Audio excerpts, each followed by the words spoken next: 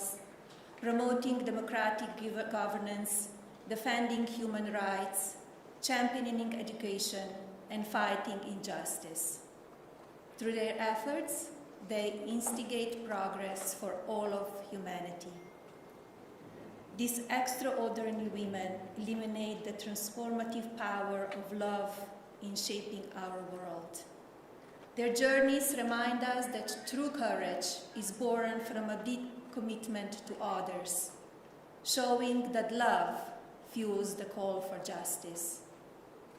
Through their brave actions, they inspire us to embrace our own potential for change, teaching us that while courage drives us forward, it is love that lays the groundwork for lasting impact. Let their stories motivate us to take courageous steps, knowing that each act of love can spark a ripple of transformation. Thank you, and thank you for being here today.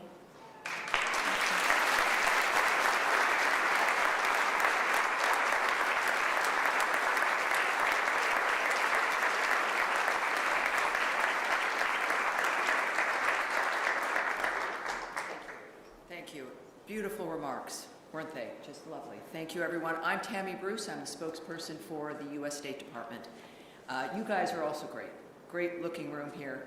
And it's an honor and a pleasure to be here with all of you.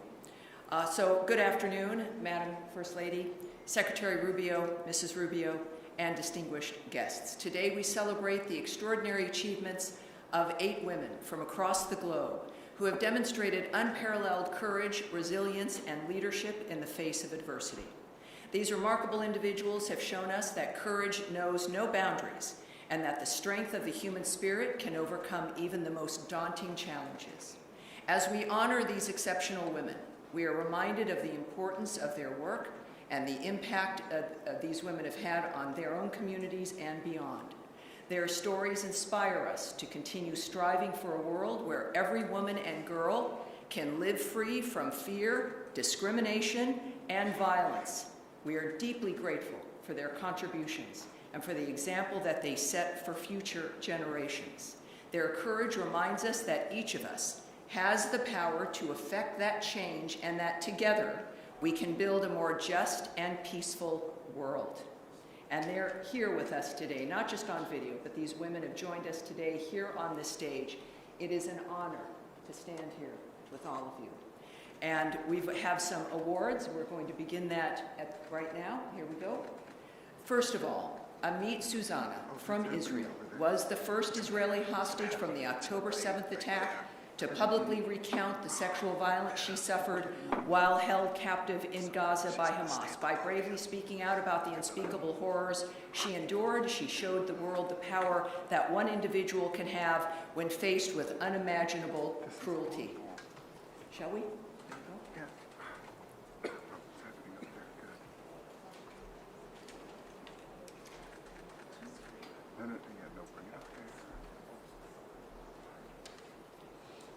Amit Susanna.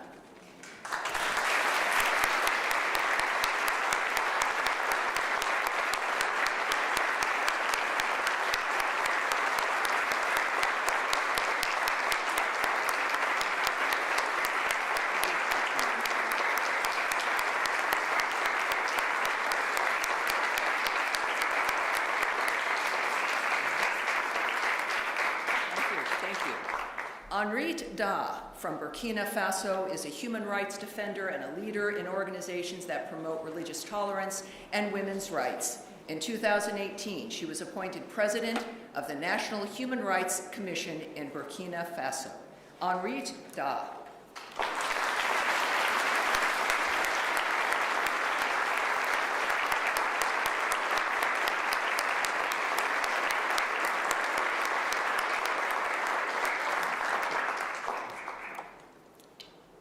Major Valina Higa from Papua New Guinea is a key figure in combating trafficking of and violence against women for over a decade.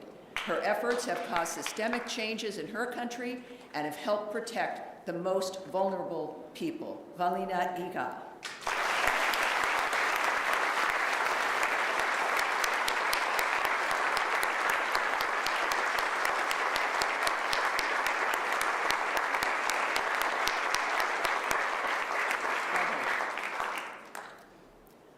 Angelique Sangco from the Philippines, also known as Mama Ranger, leads a small team of rangers protecting the Tabuta Reefs National Park from illegal fishing and poaching.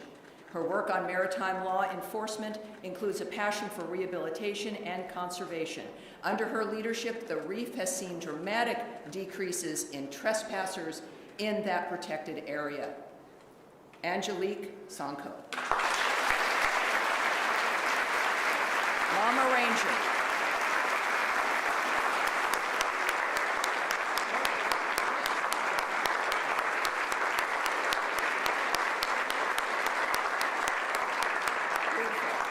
Georgiana Pascu from Romania has fought relentlessly for decades to secure the rights and safe treatment of thousands of children and adults with disabilities. She is leading the way in helping the world understand that women, girls, and persons with disabilities deserve to be protected. Georgiana Pascu.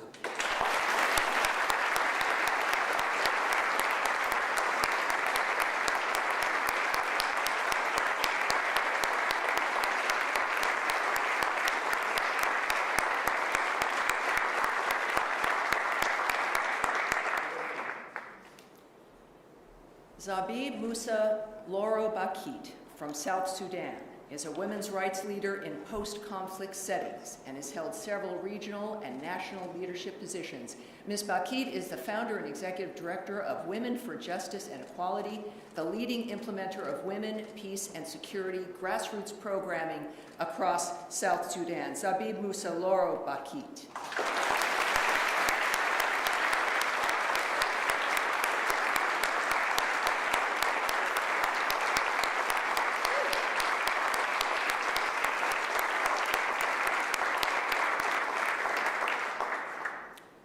Namini Vijay Dasu from Sri Lanka is an award-winning investigative journalist, initially chronicling the human toll of Sri Lanka's civil conflict, and while working to combat corruption to bring accountability to those in power. Her work not only aims to hold the most powerful accountable, but also fosters dialogue on reconciliation, paving the way for a new generation of reporters. Namini Wajidasa.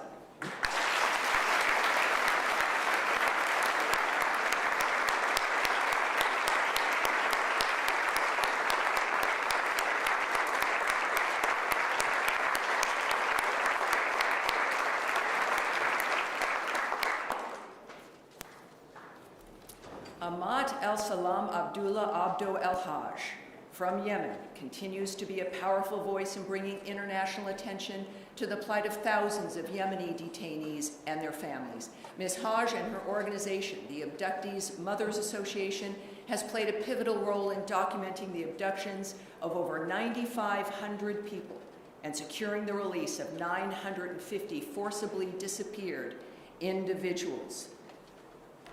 It is just remarkable dynamic. Ahmad El-Salam Abdullah Abdul El-Haj.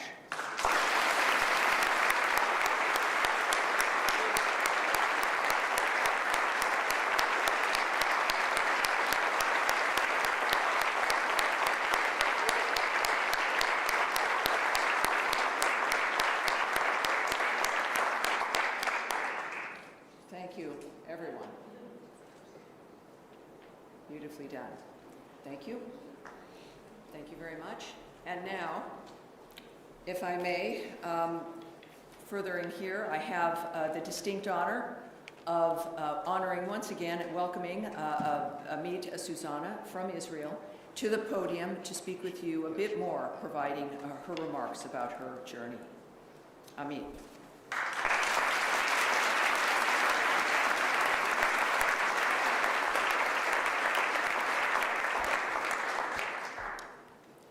Distinguished guests, fellow women of courage, Secretary of State Marco Rubio, and Madam First Lady, Melania Trump. It's a pleasure being here today. It is with deep gratitude that I stand before you today as an awardee of the 2025 International Women of Courage Award, alongside the courageous women here, women that I'm honored and grateful to have met. This is an honor I never imagined receiving, and one I wish I didn't have to accept under these circumstances. My name is Amit Susana, and I am a survivor. On October 7th, my world changed forever. I was taken hostage by Hamas and held captive for 55 days. 55 days of fear, of pain, and of being stripped of every freedom I once took for granted. In captivity, I had no control over my body, no control over my life. I resisted as best as I could, but it was not enough to stop what happened to me. The darkness was suffocating. Yet, even in the darkness, there was one thing they could not have taken from me: the strength my mother installed in me, the belief that we must always stand for what is right, no matter the cost. Courage to me means standing up for what you believe in, even when the odds are against you. It means staying true to your values, choosing hope when despair threatens to take over, and choosing love when confronted with hate. It is an incredible honor to stand before you today, but it is also a deeply painful moment. While I am here, my friends remain in the darkness. 543 long days and nights. They are still suffering, still waiting, still hoping. Their voices remain unheard, so I will speak for them. We cannot move forward until they are free. I vowed that if I would survive, I would never be silent. I would speak not just for myself, but for every woman who had been silenced. When I first told my story, I only wanted to raise awareness about the horrors of captivity and the terror of October 7th. But my story became part of a much bigger conversation, one about sexual violence, about war, and about the unimaginable strength of women in the face of brutality. Women from all over the world reach out to me, sharing their own stories, their own pain. Their suffering is real, their wounds are deep, and yet they endure, because that is what we as women do. Today, I understand the true meaning of freedom in a way that I never did before, not as something to be taken for granted, but as something fragile and scarce. To simply step outside and look at the sky, to see the moon and the stars, to breathe, to choose one's own path. These are privileges I will never again overlook. In Israel, we're about to celebrate Passover, the story of liberation, of breaking free from bondage. But this will be the second Passover that the hostages remain in captivity. And across the world, Christians will celebrate Easter, a time of renewal and hope. But for too many families, there is no renewal, only waiting, only longing. They fear for what their loved ones are enduring and whether they will ever get to see them again. I accept this award not for myself, but in the name of all the brave women of Israel, the women who endure, who led, who refuse to break. Women are stronger, we are the stronger gender, not because we do not feel pain, but because we rise from it, because we fight, not just for ourselves, but for those who cannot fight for themselves. Sorry.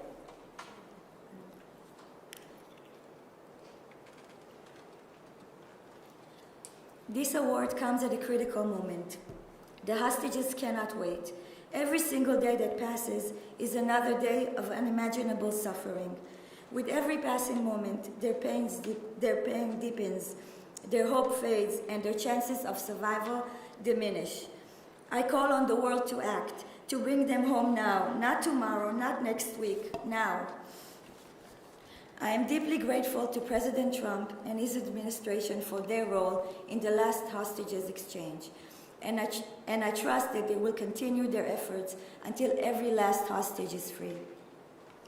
The International Woman of Courage Award is more than an honor. It is a responsibility.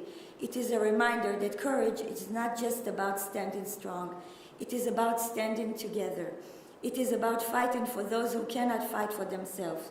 It is about choosing justice over silence, action over fear. I want to express my deepest gratitude to the U.S. Secretary of State for its dedication to the International Woman of Courage Award. For years, this initiative has honored extraordinary women who champion justice, equality, and human rights, amplifying their voices and inspiring change worldwide. Their stories remind us all of the profound impact that one person's bravery can have over the world. By recognizing their courage, the State Department has played a vital role in empowering women. Thank you for continuing this important tradition, for supporting these courageous leaders, and for ensuring that their efforts do not go unnoticed. May we never stop fighting for those in the darkness. May we never take our freedom for granted. And may we as women continue to lead the way towards justice, towards peace, and toward a world where no one is left behind. Thank you.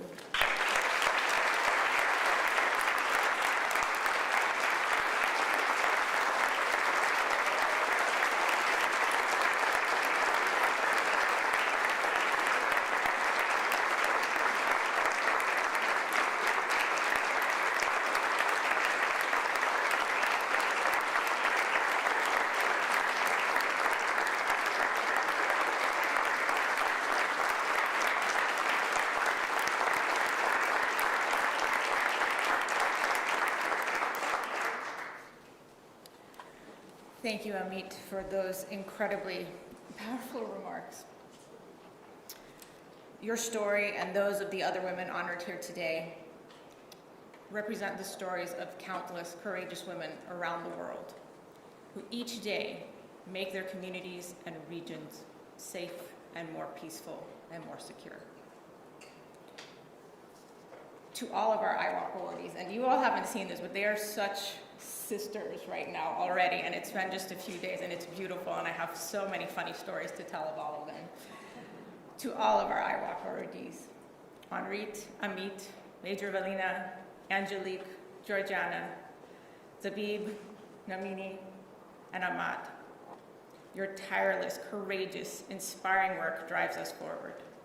I want to take a moment and quote our First Lady, that courage is strength in love. That was beautiful. Thank you so much. Your bravery and tenacity to defend the rights and liberties of the most in need embodies American values abroad. May a million flowers continue to bloom all over the world from the power of your courage and voices. I also want to take a moment to, again, acknowledge that the Madeleine Albright Honorary Group Award for International Women of Courage is given to the student women protesters of Bangladesh. And I want to thank all of our awardees for traveling great distances, taking great risk to themselves and their families to accept this award. Our sincere hope is that this award will be a stepping stone that will help you reach more people with your incredibly important work. And we will all, in this room and everyone watching, continue to be champions for those efforts.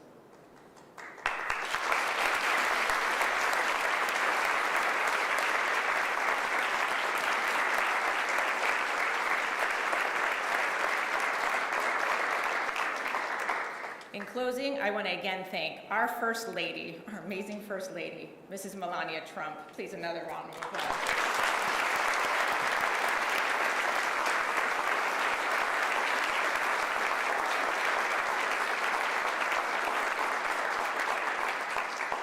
And my boss, Secretary Rubio.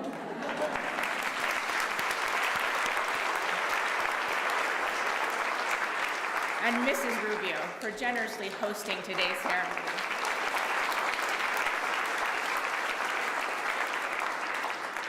And I also want to thank our spokesperson, Tammy Bruce, for just taking the time to always be such a champion and doing our daily press briefings across the department and continuing to champion the efforts of women.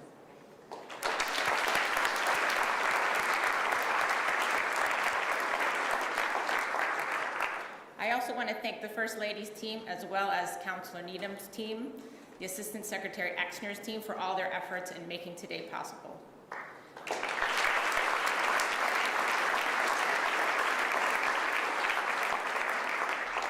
And a huge, huge shout out to our wonderful SGWE Secretary Office of Global Women's Issues team as well.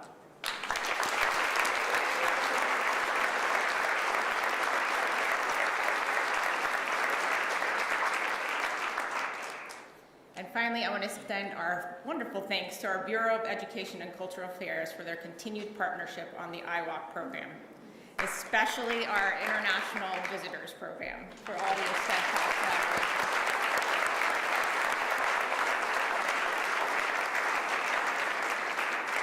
We are so grateful for you all to be here today, and there is a reception in the Jefferson room next door, so please, please join us for that. And again, thank you to all these incredible women of courage.